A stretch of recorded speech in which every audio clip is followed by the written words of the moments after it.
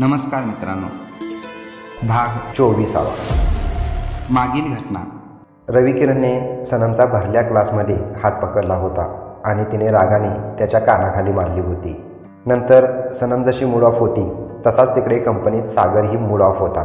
मॅडमने त्याला आपल्या ऑफिसमध्ये बोलावून घेऊन पुन्हा आपल्या लग्नासाठी विचारलं होतं.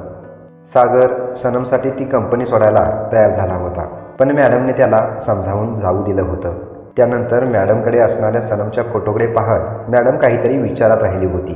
आता पुढे. मॅडम सनमचा फोटो पाहत विचारातच राहिली आणि सागर आपल्या रूममध्ये सनमचा चेहरा नजरेसमोर घेऊन विचारात राहिला. सागर सनमच्या विचारात असतानाच अचानक त्याच्या मोबाईलची रिंग वाजली. सागरने मोबाईल पाहिला तर स्क्रीनवर राणीचं नाव होतं. राणीचं नाव पाहताच सागरने लगेच फोन रिसीव्ह केला आणि तो राणीशी बोलू लागला. त्यांच्या एकमेकांच्या खुशालीबाबत चर्चा झाल्यानंतर राणीने सागरला एक सरप्राइझिंग गुड न्यूज दिली. सनमने मिस वर्ल्ड कॉम्पिटिशनमध्ये भाग घेतला होता. सनमने खूप मोठं धाडस केलं होतं. हो, पण आता यासाठी तिला राणी आणि राणीच्या आईबाबांनीही खूप मदत केली होती. सनमची ही जिद्द बघून राणीचे आईबाबा विक्रम व शिला हे खूप खुश झाले होते. त्यांनी सनमच्या आईबाबांना समजवण्यापासून ते तिच्यासाठी लागणाऱ्या आर्थिक मदतीपर्यंतची सर्व जबाबदारी राणी व सागरच्या आईबाबांनी घेतली होती. ही सरप्राइझिंग न्यूज ऐकून सागरच्या चेहऱ्यावर एक वेगळाच आनंद होता. सनम नक्कीच जिंकणार यावर सागरचा कॉन्फिडन्स होता, कारण सनम होतीच तशी. राणीच्या सहकार्याने आणि खूप लोकांच्या सपोर्टने सनम रॅम्पवर चालण्याचं प्रॅक्टिस करू लागली होती. आता सनमचाही कॉन्फिडन्स वाढत चालला होता राणीमुळे. आणि एक दिवस तो आला, तो दिवस स्पर्धेचा. स्टेजवर लाईटच्या झगमगाटात ती स्पर्धा चालू झाली. स्टेजसमोर अनेक कॅमेरामन कॅमेरे लावून उभे होते. अनेक न्यूज चॅनेलवाले पत्रकार होते. समोर परीक्षक बसले होते. अनेक देशांच्या कानाकोपऱ्यातून आलेले समोर खूप सारे प्रेक्षक होते. असा स्टेज सनमने आयुष्यात पहिल्यांदाच पाहिला होता, पण ती अजिबात घाबरली नाही, कारण राणीसह सर्वांचा सपोर्ट तिला तिचा कॉन्फिडन्स खाली येऊ देत नव्हता.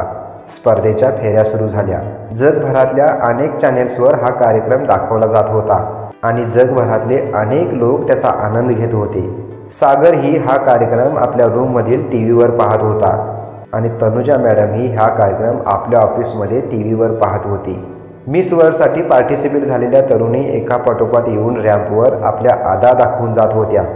त्यातच मध्ये सनम येऊन छान पोज देऊन गेली आणि टाळ्यांचा कडकडाट वाढला. सनमला टीव्हीवर बघून सागर एवढा खुश झाला होता की त्याला याच क्षणी सनमला भेटावंसं वाटत होतं आणि तिचं तोंड भरून कौतुक करावं असं त्याला वाटत होतं. पण काय करणार, सनम स्टेजवर आणि तो कंपनीत. एकतर ही गोष्ट त्याला वेळाने समजली होती आणि मॅडम कंपनीतून सुट्टी देईनात, त्यामुळे त्याला ह्या कार्यक्रमाचा आनंद टीव्हीवरच घ्यावा लागला होता. आता कार्यक्रम पाहणाऱ्या सर्व लोकांचं लक्ष स्पर्धेच्या रिझल्टवर होतं. सागरही व मॅडमही रिझल्टची वाट आतुरतेने पाहत होते आणि काही क्षणातच रिझल्ट आला. खरंच सनम मिस वर्ल्ड झाली होती. तिच्या डोक्यावर सन्मानाचा मुकुट आला होता. आता हे बघून सागरच्या डोळ्यात आनंदाश्रू आले होते. सागर गहिवरून गेला होता. सनमचा किती मोठा सन्मान झाला होता. सन्मानाचा मुकुट घालून सनम ही क्षणभर आनंदाश्रूंनी गहिवरली होती. सनमच्या हातात माईक होता, पण गहिवरलेल्या अवस्थेत तिच्या तोंडून शब्द फुटेनात. सारा देश तिचं बोलणं ऐकायला तटस्थ उभा होता आणि सनमने धाडस करून बोलायला सुरुवात केली. ती माईकवर बोलू लागली. नमस्कार, आज ये जो मेरा सम्मान हो रहा है, ये सिर्फ मेरा नहीं बल्कि मेरे सारे हिंदुस्तान का सम्मान है. मेरा नसीब, मेरे माँ बाप की पुण्याई, मेरे फ्रेंड्स सागर और रानी, उनके पेरेंट्स, मेरे डांस टीचर, इन सब लोगों की वजह से आज मैं यहाँ खड़ी हूँ और आप सभी के आशीर्वाद से आज मैं सफल हुई हूँ. धन्यवाद. टीव्ही, वर्तमानपत्र, सोशल मीडियाच्या माध्यमातून सनम साऱ्या जगभरात पोचली होती. सनम सेलिब्रिटी झाली होती. आता मात्र सागरला तिला भेटल्याशिवाय चैन पडेना. तो लगेच आटोपून मॅडमच्या ऑफिसवर गेला. मॅडमकडे त्याने 1 महिन्याची सुट्टी मागितली, कारण त्याला सनमचं अभिनंदनही करायचं होतं आणि तिच्याशी लग्नही करायचं होतं.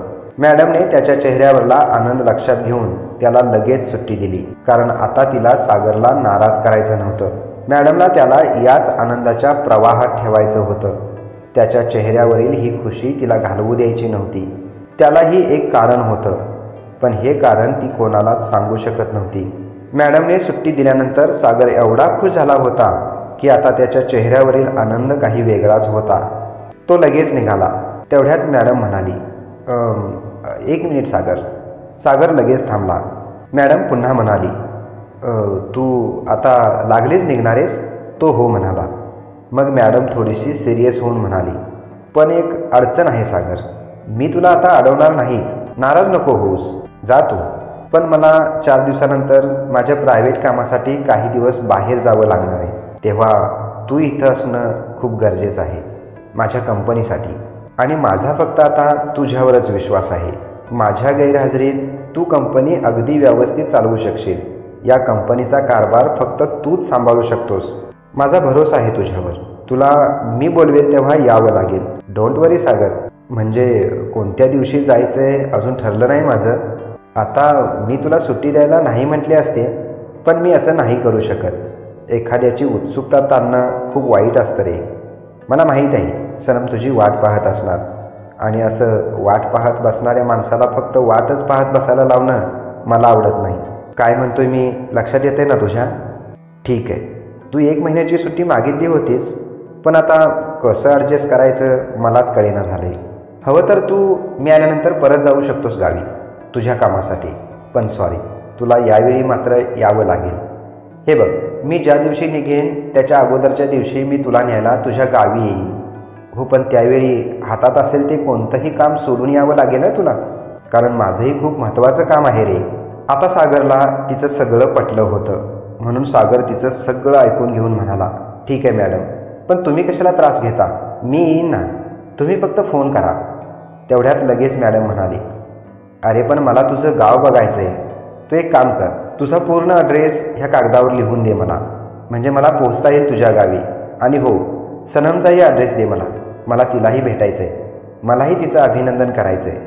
सागर ठीक आहे म्हणाला आणि टेबलवरील कागदावर आपला व सनमचा पूर्ण ॲड्रेस त्याने लिहून मॅडमला दिला. सागर खूप मोठा आनंद चेहऱ्यावर घेऊन त्या ऑफिसमधून बाहेर पडला आणि मॅडम हसऱ्या चेहऱ्याने त्याच्या जाण्याकडे पाहत काहीतरी विचारात राहिली. काहीतरी प्लॅन नक्कीच तिच्या डोक्यात तरळत होता, फक्त सागरला मिळवण्यासाठी.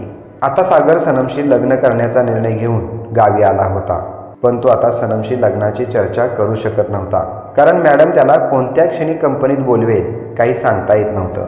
सागर गावी आला होता, पण तो अजून सनमला भेटलाच नव्हता. सनमशी लग्न करण्याचा निर्णय त्याने आईबाबांना आणि राणीला सांगून टाकला होता. त्याच्या आईबाबांनाही म्हणजे विक्रम आणि शीलालाही सनम सून म्हणून पसंत होतीच, पण मॅडमने घातलेली अट्टही त्यांना सांगितली होती. त्यामुळे आता लग्नाची बोलणी थांबवणंच त्यांना गरजेचं वाटत होतं. सागरही सनमशी लग्नाची चर्चा करायची की नाही याच विचारात तो अजून गोंधळून गेला होता. त्याचं एक मन त्याला सांगत होतं की सनमशी लगेच लग्नाची चर्चा कर, पण त्याचं दुसरं मन म्हणत होतं की सनमशी जर लग्नाची चर्चा केली तर ती लगेच लग्नाची तारीख फिक्स करेल. मग तेवढ्यात मॅडमने कंपनीत बोलवलं तर मग काय करायचं? सागर इकडे सनम आणि तिकडे कंपनी ह्या दोन्हींच्या कचाड्यात सापडला होता. मॅडमने बोलण्याचा तीर मारून त्याला चांगलाच अडकवला होता. त्याची परिस्थिती इकडे आड आणि तिकडे विहीर अशी करून ठेवली होती. आता सागर सनमला भेटायला, तिचं अभिनंदन करायला गवताच्या कुरणात जाणार आहे. बघूया तिथे दोघांची काय चर्चा होते ते. पुढील भाग नक्की बघा. मागील भाग पाहण्यासाठी इथे क्लिक करा.